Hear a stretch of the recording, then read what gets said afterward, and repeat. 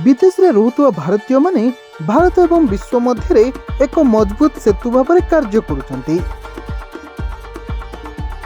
तेबे प्रवासी भारतीय दिवस अवसर में विदेश रे रहुतुवा भारतीय मानकु हार्दिक शुभेच्छा जणाई एपरि कहिसेंती प्रधानमंत्री नरेंद्र मोदी।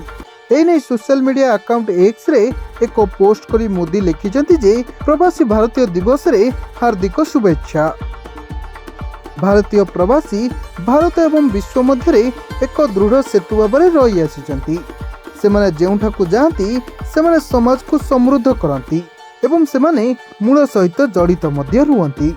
मु प्रायतः कहे जे आमर प्रवासी आमर राष्ट्रदूत सारा विश्व रे भारतीय संस्कृति को लोकप्रिय करुचंती। आम सरकार आमर प्रवासी को भारतर निकटतर करबा पई अनेक पदक्षेप नेइचंती।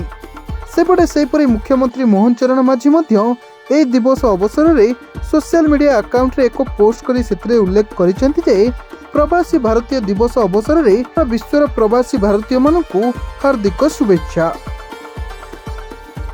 आपण माने आमर समृद्ध ऐतिह्यर बाहक एवं विश्व स्तर में भारतर मूल्यबोधर दूत। गत वर्ष ओडिशा आयोजित सफल प्रवासी भारतीय दिवस पालन को स्मरण करी मातृभूमि प्रति आपणकर स्थायी प्रतिबद्धता द्वारा आमे अनुप्राणित। आपण मानकर सफलता भारतर प्रगति एवं विश्व प्रतिष्ठा रे गुरुत्वपूर्ण अवदान दे चली। आसंतु आमर बंधन को मजबूत करिबा एवं एक विकसित भारत पई एकाठी काम करिबा। तबे प्रवासी भारतीय दिवस होची एक गुरुत्वपूर्ण जातीय कार्यक्रम जहाँ प्रतिवर्ष जनवरी 9 तारिख रे पालित हुए। यह भारतर विकास एवं विश्व स्तर में प्रतिष्ठा पई विदेश रे रहुतुवा भारतीयों अवदान को स्वीकृति एवं सम्मान प्रदान करे। ए अवसर में विदेश रे रहुतुवा भारतीयों संजोग स्थापन करिबा एवं विभिन्न क्षेत्र में भारतर प्रगति को प्रोत्साहित करा जाए। ब्यूरो रिपोर्ट सरकार न्यूज। भारत भ्रमण हेला सहज। काशीरू काश्मीर, पुरीरू दार्जिलिंग, चारिधाम हेउ कि हनीमून टूर, सब व्यवस्था आम पाखरे।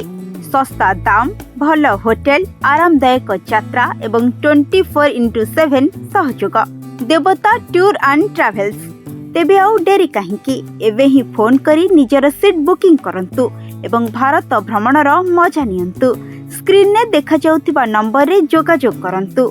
आम ठिकाना महावीर छक, जाजपुर टाउन, जाजपुर।